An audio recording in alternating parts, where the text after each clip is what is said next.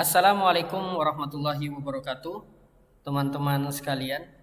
Setelah fase-fase dari manajemen proyek perangkat lunak yang lain telah dilakukan, diantaranya adalah fase inisiasi, fase perencanaan, kemudian ada fase pengembangan dan juga fase delivery proyeknya, maka sampailah pada fase terakhir, yaitu fase akhir dari manajemen proyek perangkat lunak, di mana di fase ini akan dilakukan proses penutupan dari proyek dan juga mekanisme bagaimana terkait dengan pemeliharaan sistem atau perangkat lunak yang menjadi produk dari proyek tersebut. Apa saja langkah-langkah di dalam fase akhir ini? Yang pertama adalah verifikasi lingkup pekerjaan, kemudian ada penutupan kontrak, ada penutupan administratif, kemudian ada hal yang dipelajari, kemudian pencatatan historis proyek, selanjutnya adalah post implementation evaluation report atau PER, dan yang terakhir di dalam langkah-langkah fase akhir ini adalah merayakan keberhasilan dari proyek tersebut. Oke, baik. Yang pertama adalah verifikasi lingkup pekerjaan. Jadi sebelum proyek ini nanti ditutup secara resmi, maka perlu dilakukan audit untuk memastikan bahwa pekerjaan tersebut telah diselesaikan sesuai dengan requirement atau kebutuhan. Nah, untuk melakukan audit ada beberapa langkah yang harus dilakukan. Yang pertama adalah verifikasi apakah sistem informasi ataupun perangkat lunak yang dibangun sudah terpenuhi. Jadi walaupun testing ini sudah dilakukan secara internal tim ataupun sudah dites oleh pengguna, maka masukan dari pengguna pada tahap produksi itu juga merupakan informasi yang dapat digunakan sebagai dasar verifikasi. Kemudian yang berikutnya adalah validasi semua dokumen pendukung. Jadi sepanjang proyek ini dilakukan kan banyak sekali dokumen yang dihasilkan. Jadi dokumen pendukung yang penting untuk divalidasi adalah dokumen petunjuk penggunaan sistem. Nanti dokumen ini dapat digunakan oleh pengguna untuk mengoperasikan perangkat lunak dalam pekerjaan sehari-hari. Dokumen ini juga sudah dibahas pada langkah-langkah sebelumnya sesuai dengan produk akhir yang dibangun yang digunakan oleh pengguna. Kemudian yang ketiga adalah memverifikasi apakah seluruh deliverables telah tersedia dan klien telah menerima produk yang dihasilkan. Jadi untuk memastikan juga, jadi pada tahap ini yang dilakukan adalah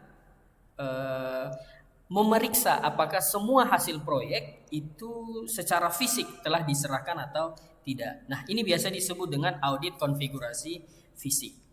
Maka perlu juga ada dokumen di verifikasi ini sebagai tanda terima oleh klien. Jadi nanti klien di sini juga akan menandatangani dokumen penerimaannya. Selanjutnya adalah melakukan penilaian terhadap kepuasan klien.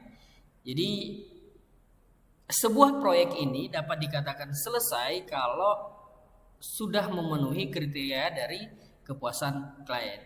Maka supaya lebih objektif, penilaian ini harus didasari atau berdasarkan pada penilaian atau sesuai dengan requirement atau kebutuhan yang sudah disepakati.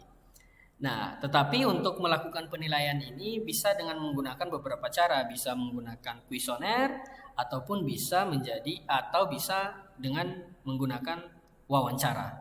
Nah, hasil dari penilaian ini nanti yang akan menjadi masukan dalam proyek pengembangan sistem lebih lanjut. Jika ditemukan hal-hal yang tidak memuaskan klien. Nah, setelah langkah-langkah verifikasi dan validasi itu dilakukan, maka selanjutnya adalah mengkoordinasikan tim proyek. Untuk apa? Untuk melakukan persiapan penutupan proyek. Nah, apa saja yang perlu dipersiapkan atau apa saja yang harus dilakukan untuk persiapan proyek? Yang pertama adalah rapat pembahasan akhir proyek. Jadi bersama dengan semua tim, semua termasuk misalkan kalau ada sponsor dan juga beberapa stakeholder yang berkepentingan langsung melakukan rapat pembahasan terakhir untuk menarik kesimpulan apakah proyek ini nanti sukses atau gagal. Jadi memang pada rapat ini harus dilakukan pembahasan secara objektif dan juga memverifikasi semua atau melakukan pembahasan terhadap semua hasil verifikasi penilaian yang telah dilakukan. Beberapa hal yang dapat menjadi agenda dari rapat ini adalah pertama mendiskusikan tujuan rapatnya untuk apa, kemudian melakukan atau menentukan aturan-aturan dasar, kemudian apa saja atau daftar apa saja yang harusnya dicapai oleh proyek itu juga harus disiapkan. Kemudian deskripsikan apa yang telah dicapai oleh proyek secara aktual. Kemudian diskusi apa yang terjadi jika ada perbedaan antara apa yang harus dicapai dan apa yang telah dicapai. Jadi mendiskusikan kalau misalkan ada perbedaan apa yang harus dicapai dan apa yang telah dicapai. Kemudian melakukan persetujuan mengenai apa yang dipelajari dari proyek yang telah diselesaikan tersebut dan juga mendaftarkan dan mendokumentasikan pekerjaan apa yang harus diselesaikan untuk menutup proyek. Setelah dilakukan rapat, kemudian menentukan proyek sukses atau gagal. Jadi status suatu proyek entah sukses ataupun gagal ini bisa saja ditentukan oleh banyak faktor. Jadi walaupun proyek ini sudah diselesaikan, semua hasilnya sudah diterima klien, tetapi jika melampaui jangka waktu yang telah direncanakan atau melebihi anggaran yang telah disepakati atau tidak memenuhi sebagian besar requirement atau kebutuhan, maka proyek bisa saja dikatakan gagal. Nah, keputusan untuk menyatakan proyek ini sukses ini harus didasari pada kriteria kesuksesan yang telah disepakati bersama dengan stakeholder dan juga perusahaan klien. Nah, kriteria ini memang sudah ditentukan sejak awal. Namun pada tahap ini untuk memastikan atau mengevaluasi kriteria-kriteria yang sudah ditentukan itu untuk mendapatkan pengesahan secara formal proyek yang sudah dilakukan ini sukses atau gagal. Kemudian yang ketiga adalah melakukan kajian terhadap kinerja. Jadi setelah pelaksanaan proyek ini selesai juga harus dilakukan penilaian kinerja terhadap manajer proyek, terhadap tim proyek ataupun baik perseorangan maupun secara berkelompok. Penilaian ini dilakukan oleh atasan terhadap apa yang sudah dikerjakan oleh tim proyek. Nah, hasil dari evaluasi ini atau penilaian terhadap kinerja ini dapat menjadi masukan dan juga pembelajaran untuk lebih meningkatkan kinerja dalam proyek-proyek selanjutnya. Langkah selanjutnya di dalam fase akhir adalah penutupan kontrak. Jadi di dalam penutupan kontrak ini, proyek yang ditutup harus dengan adanya penandatanganan penutupan kontrak yang menyatakan bahwa seluruh pekerjaan sudah selesai dengan kontrak dan telah selesai dilakukan. Kemudian pastikan bahwa semua permasalahan yang mungkin ada dalam audit atau pada tahap verifikasi dan validasi sudah terselesaikan dan telah disepakati bagaimana nanti penyelesaiannya. Kalau misalkan ada kontrak baru, maka selanjutnya ada masa transisi. Jadi masa transisi ke masa pemeliharaan sistem, kemudian nanti dibuat kontrak baru secara terpisah. Langkah ketiga adalah penutupan administratif. Jadi secara administratif berarti penutupan proyek ini semua hal yang berkaitan dengan prosedur organisasi atau perusahaan telah diselesaikan dengan baik. Kemudian jika evaluasi kinerja itu belum dilakukan, maka pada saat inilah waktu yang paling tepat untuk melakukan evaluasi tersebut. Hasil evaluasi ini yang akan diberikan ke atasan fungsional dari tim. Jadi hasil evaluasi dari anggota tim ini diberikan kepada pimpinan dari tim.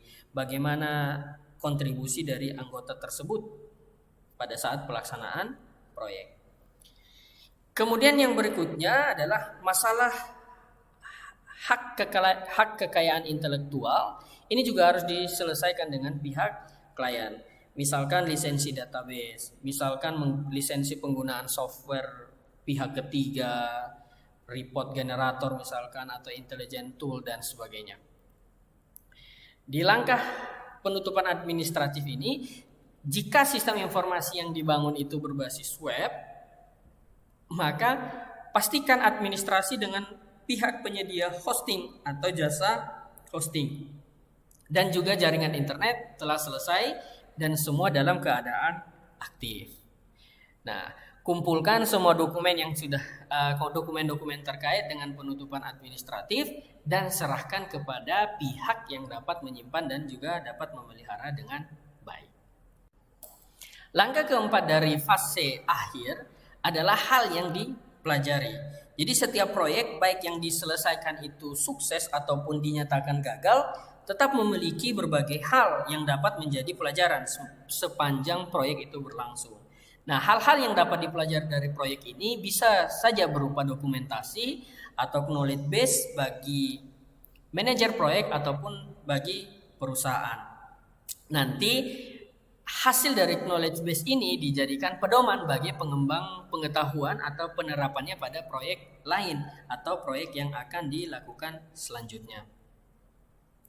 Nah, adapun aspek-aspek yang dapat digunakan untuk mensurvei kepada anggota tim ataupun stakeholder terkait langsung dengan proyeknya adalah yang pertama hal-hal umum mengenai proyek dan komunikasi, kemudian ada mengenai estimasi jadwal apakah cukup akurat atau memerlukan banyak penyesuaian, kemudian masalah anggaran, apakah anggaran yang disediakan cukup atau memerlukan tambahan atau bahkan membengkak. Kemudian masalah desain, implementasi dan proses testing, apakah dapat dilakukan dengan efektif sesuai dengan kebutuhan. Kemudian persepsi proses, apakah sudah sesuai dengan perencanaan proyek, kemudian dapat dilaksanakan dengan baik atau dapat dioperasikan dengan efektif. Kemudian aspek yang lain adalah produk yang dihasilkan proyek apakah sudah memenuhi kebutuhan dan juga mencapai tujuan proyek. Kemudian kepuasan klien, apakah produk yang sudah dihasilkan dapat digunakan untuk menunjang operasional klien sehari-hari. Kemudian yang berikutnya adalah risiko dan mitigasi, apakah proyek sudah mengidentifikasi risiko-risiko yang mungkin terjadi. Dan jika terjadi, apakah antisipasi sudah dilakukan atau dapat diantisipasi sehingga tidak menghambat pelaksanaan proyek. Yang berikutnya adalah metodologi manajemen proyek, apakah dapat mendukung pelaksanaan proyek atau tidak. Dan yang terakhir adalah penutupan proyek. Jadi bagaimana proses berlangsung, penutupannya masih ada pekerjaan yang tersisa ataukah semua sudah terselesaikan. Jadi tujuan dari dilakukan survei ini untuk mendapatkan hal-hal yang dipelajari dari proyek. Jadi ketika pengalaman dalam proyek itu masih segar dalam ingatan, maka perlu dilakukan survei untuk menentukan atau mencari tahu dari aspek-aspek proyek yang telah disurvei. Nah, survei ini dapat dikirimkan melalui email ataupun dapat berupa lembaran kepada anggota tim proyek. Kemudian survei ini juga dapat difokuskan pada beberapa hal penting seperti efektivitas komunikasi proyek, evaluasi proses dalam proyek seperti pemecahan masalah, manajemen kontrol perubahan, pengambilan keputusan, kemudian penelusuran proyek, manajemen stakeholder, kepuasan klien dan sebagainya. Langkah selanjutnya adalah pencatatan historis. Jadi manajer proyek ini sangat memerlukan adanya pengumpulan data dari proyek-proyek sebelumnya. terutama dalam melakukan perencanaan untuk proyek selanjutnya. Nah, beberapa catatan yang dapat dipertimbangkan sebagai data historis. Yang pertama adalah rencana dan realisasi durasi pelaksanaan, jadwal pelaksanaan. Ini termasuk proyek-proyek yang sejenis dengan proyek sebelumnya. Dengan adanya informasi ini maka bisa diketahui estimasi jadwal untuk proyek selanjutnya dapat dilakukan dengan lebih akurat. Kemudian yang kedua adalah rencana dan realisasi jam kerja. Jadi secara biaya, jumlah jam atau bentuk nilai biayanya sama seperti penjadwalan. Informasi ini akan membantu untuk menyusun anggaran proyek selanjutnya. Kemudian kopi dari semua perubahan manajemen proyek yang telah disetujui. Jadi setelah yang dibahas sebelumnya bahwa rencana manajemen proyek selalu berubah selama proyek berlangsung, maka semua harus tercatat dengan baik, terutama perubahan-perubahan yang bermanfaat bagi klien. Kemudian catatan juga yang perlu dipertimbangkan adalah semua notulen rapat. Jadi seringkali ada informasi yang didapat dalam rapat yang tidak didokumentasikan secara formal. Bahkan ada beberapa keputusan rapat, misalkan persetujuan, kemudian menjadi referensi bagi tindakan yang perlu diambil oleh manajemen atau manajer proyek. Nah, ini juga perlu adanya notulen rapat. Notulen rapat ini dapat menjadi salah satu dokumen penting yang dapat dijadikan sebagai catatan historis dari sebuah proyek. Kemudian laporan kinerja dari subkontraktor. Jadi kalau misalkan di dalam proyek itu membutuhkan atau menggunakan jasa subkontraktor dengan pekerjaan proyek sebelumnya misalkan, maka laporan kinerja dari subkontraktor tersebut juga menjadi referensi bagi manajer proyek apakah subkontraktor tersebut akan ditunjuk kembali atau tidak. Kemudian yang keenam adalah laporan kepuasan klien. Jadi laporan ini sangat penting terutama jika proyek berikutnya dilaksanakan untuk klien tersebut. Jadi untuk klien yang sama menjadi hal yang penting apakah ukuran keberhasilan proyek seperti apa.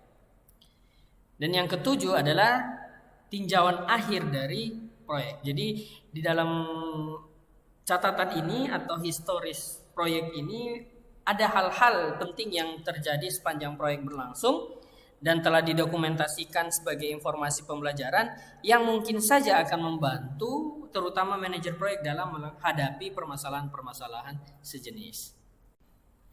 Langkah keenam dalam fase akhir adalah membuat Post Implementation Evaluation Report atau PIR.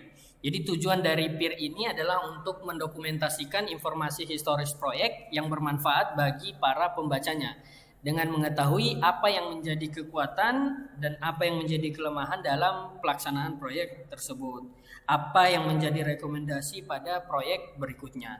Nah, beberapa informasi penting yang bisa dijadikan sebagai laporan final pada PIR tersebut. Yang pertama adalah sukses proyek secara keseluruhan.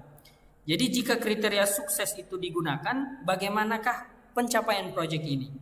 Penilaian ini bisa saja menjadi penilaian subjektif, kecuali jika ada model baku yang telah disediakan untuk mengatur pencapaian kesuksesan proyek. Yang kedua adalah informasi tentang organisasi proyek. Seberapa efektif organisasi proyek yang disusun? Apakah organisasi pernah disesuaikan pada saat berlangsungnya proyek? Apakah perubahan organisasi proyek juga berkaitan langsung dengan pergantian personal di dalam proyek tersebut? Kemudian yang ketiga, informasi yang penting adalah teknik yang digunakan untuk mencapai hasil. Jadi pelaksanaan proyek ini selalu ditujukan untuk mencapai hasil yang sesuai dengan kesepakatan yang tertuang dalam project charter atau dokumen dasar dari proyek. Jadi selama berlangsungnya proyek, manajer proyek akan menerapkan berbagai teknik agar hasilnya sesuai dengan yang diinginkan. Misalkan teknik estimasi, kemudian menyusun WBS atau Work Breakdown Structure, kemudian alokasi sumber daya, komunikasi, penanganan ekspektasi klien dan sebagainya. Nah, jadi pembahasan mengenai teknik ini juga dapat dilihat pada lesson learned atau hal-hal yang dapat dipelajari. Selanjutnya adalah informasi tentang jadwal dan anggaran. Jadi setiap proyek, baik proyek dengan skala besar ataupun skala kecil, tetap akan memerlukan waktu pelaksanaan dan juga tentu saja dukungan dana. Nah, seringkali dalam pelaksanaan waktu yang diestimasikan ini menyesuaikan dengan perkembangan proyek dan juga anggaran yang telah disepakati ternyata tidak mencukupi. Nah, dalam laporan final ini juga perlu disebutkan efektivitas penggunaan waktu antara rencana dan aktual, kemudian rincian penggunaan anggarannya seperti apa. Nah, ini juga akan menunjukkan pertanggungjawaban sebagai manajer proyek, jadwal dan anggaran yang telah digunakan. Kemudian yang berikutnya adalah risiko yang terjadi dan solusinya. Nah, selama proyek ini berlangsung tentu saja berhadapan dengan segala risiko yang mungkin saja terjadi. Jadi kalau risikonya sudah diidentifikasi dengan baik, dilengkapi dengan langkah-langkah pencegahan sebagaimana yang telah tertuang dalam manajemen risiko, maka tidak ada yang perlu dikhawatirkan. Nah, kita perlu memasukkan informasi mengenai risiko yang pernah terjadi selama proyek berlangsung. Kemudian bagaimana reaksi anggota tim dan dalam mengantisipasi dan juga dalam memberikan solusi terhadap risiko atau ancaman yang mungkin saja terjadi. Selanjutnya adalah informasi tentang kekuatan dan kelemahan proyek. Jadi setiap proyek tentu saja memiliki kekuatan dan juga ada kelemahannya. Apakah itu berkaitan dengan ketersediaan sumber daya, berkaitan dengan anggaran ataupun batas waktu, ataupun berkaitan dengan personal yang berpengalaman atau tidak, teknik-teknik yang digunakan. Dalam laporan final ini, kekuatan dan kelemahan proyek tersebut perlu disebutkan secara jelas agar dapat menjadi referensi bagi proyek-proyek lain yang sejenis. Kemudian yang berikutnya adalah rekomendasi tim proyek. Jadi selama proyek ini berlangsung, manajer proyek ini kan selalu bekerja bersama dengan tim proyek. Jadi seperti dalam bagian kekuatan dan kelemahan proyek, maka setiap personal juga memiliki kelebihan dan kekurangannya. Jadi ini dapat diketahui pada saat melakukan kajian terhadap kinerja anggota proyek atau kinerja tim proyek. Berdasarkan dari kinerja tersebut, informasi dapat memberikan rekomendasi tentang tim yang kita buat, sehingga pengalaman yang mereka miliki dapat mendukung keberhasilan proyek sejenis yang lainnya. Langkah ketujuh dalam fase akhir merayakan keberhasilan. Jadi setelah laporan ini diselesaikan, diterima oleh semua pihak, maka saatnya tim proyek ini merayakan keberhasilan yang telah diselesaikan. Jadi selain dari tim, bisa saja mengajak stakeholder dan juga sponsor misalkan untuk merayakan keberhasilan secara bersama-sama. Jika tim proyek atau ada anggota tim proyek yang tidak berada pada lokasi yang sama, maka usahakan agar yang tidak hadir karena keterbatasan waktu dan anggaran juga dapat merayakan keberhasilan. Nah, hal ini bisa saja dilakukan menggunakan telekonferensi atau menggunakan video call. Di mana kita tahu sekarang dengan teknologi informasi saat ini, maka semua orang dapat terhubung terlepas dari keterbatasan ruang dan waktu. Nah, dalam perayaan ini ada beberapa hal yang bisa dilakukan. Bisa saja berkumpul secara informal di suatu tempat, bisa kalau anggarannya mencukupi bisa makan dan juga minum, kemudian bisa memberikan souvenir, kaos, jaket dan sebagainya sebagai kenang-kenangan dari proyek tersebut. Kemudian selain pertemuan atau berkumpul secara informal, juga dapat dilakukan pertemuan secara formal. Jadi untuk melakukan rapat besar dengan pimpinan dari perusahaan. Jadi dalam kesempatan formal ini mungkin bisa dilakukan beberapa sambutan, kemudian beberapa penghargaan kepada seluruh stakeholder yang telah memberikan kontribusi bagi keberhasilan proyek. Dapat juga dilakukan atau dapat juga dengan memberikan penghargaan berupa sertifikat atau piagam yang menyatakan prestasi dari beberapa personal terpilih yang memberikan kontribusi terbaik dan diakui oleh seluruh tim. Kemudian memberikan apresiasi kepada seluruh stakeholder, terutama kepada tim proyek yang selama berlangsungnya proyek ini setia mendukung dan memberikan prestasi terbaik. Nah, apresiasi ini tentu saja tidak hanya berupa ucapan, tetapi bisa saja berupa piagam kepada anggota tim, di samping piagam yang diberikan kepada yang berprestasi. Jadi yang diberikan kepada semua anggota tim. Nah, piagam ini akan menjadi portofolio bagi pengalaman kerja dari masing-masing personal dari anggota tim tersebut. Di dalam fase akhir, selain dari langkah-langkah yang sudah tadi kami sebutkan, dari verifikasi sampai dengan pembuatan laporan akhir dan merayakan keberhasilan, maka ada juga kegiatan lain yang perlu dilakukan, yaitu tentang kontrak pemeliharaan sistem atau sistem maintenance kontrak. Jadi setiap program atau produk ataupun perangkat lunak yang telah memasuki tahap produksi, kemudian telah dioperasikan sehari-hari sebagai pendukung operasional dari organisasi atau perusahaan, tentu saja tetap akan membutuhkan dukungan teknis. Nah, dukungan ini tentu harus diberikan oleh tim yang benar-benar memahami sistem serta dapat menjawab atau memberikan solusi kepada setiap permasalahan yang terjadi. Nah, saat serah terima sistem informasi, perlu disiapkan tim helpdesk yang ditempatkan di lokasi sistem operasi atau perangkat lunak tersebut beroperasi atau secara terpusat yang mudah dihubungi. Atau alternatif lainnya, beberapa anggota tim teknis dari anggota proyek dapat dialokasikan dalam waktu tertentu untuk melakukan tugas memberikan dukungan teknis. Nah, untuk itu perlu diperlukan sebuah kontrak terpisah yang biasa disebut dengan kontrak pemeliharaan sistem atau sistem maintenance kontrak. Nah, apa saja yang bisa dimasukkan dalam kontrak tersebut? Yang pertama adalah corrective maintenance. Jadi memberikan perbaikan terhadap sistem apabila ditemukan bugs atau ketidaksesuaian sistem yang tidak terlalu besar. Jadi koreksi ini juga dilakukan bukan untuk mengubah sistem, tetapi lebih kepada tambahan kepada sistem. Alternatif lain yang bisa dilakukan yaitu dengan memberikan update kepada sistem secara berkala. Kemudian adaptive maintenance. Jadi memberikan update secara berkala karena adanya perubahan lingkungan operasional di mana sistem informasi digunakan. Misalkan perubahan platform atau adanya tambahan perangkat atau alat, atau bisa saja dari bertambahnya pengguna dan sebagainya. Kemudian yang ketiga adalah perfective maintenance. Jadi meningkatkan kinerja sistem. Jadi pemeliharaan ini dilakukan untuk meningkatkan kinerja dari sistem tersebut. Nah, hal ini diperlukan seiring dengan bertambahnya transaksi ataupun jumlah data yang harus diproses, termasuk bertambahnya pengguna atau pengakses sistem.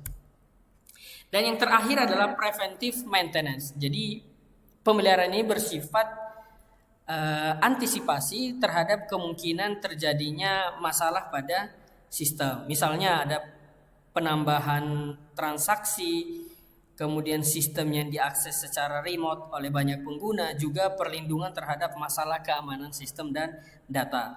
Nah, selain itu pemeliharaan sistem secara preventif juga termasuk membackup data, rencana mitigasi, dan strategi jika harus melakukan restorasi data. Nah, dengan adanya kontrak ini berarti tim tersebut harus memenuhi service level agreement yang telah disepakati. Jadi selain dalam bentuk kontrak, dukungan teknis juga dapat diberikan dalam bentuk support and maintenance. Jadi by visit, maksudnya harus dikunjungi secara berkala. Jadi dikunjungi secara berkala kepada para pengguna untuk memberikan panduan dan juga pemeliharaan sistem. Nah, ada juga kegiatan ini disebut dengan on-call support and maintenance. Jadi semua yang dilakukan ini tentu saja, jadi semua layanan yang diberikan dalam kerangka SLA ini untuk menjaga mutu dari layanan yang diberikan. Nah, dengan berakhirnya fase ini, maka berakhir juga satu siklus dari fase-fase manajemen proyek perangkat lunak. Di antaranya fase inisiasi, fase perencanaan, fase pengembangan, fase delivery, dan juga fase akhir. Dan ditutup dengan kontrak pemeliharaan sistem. Jadi setelah menyelesaikan satu siklus proyek sistem ini, maka manajer proyek harus siap bila ada penugasan lagi untuk menangani proyek-proyek perangkat lunak yang lainnya. Semoga bermanfaat. Terima kasih. Assalamualaikum warahmatullahi wabarakatuh.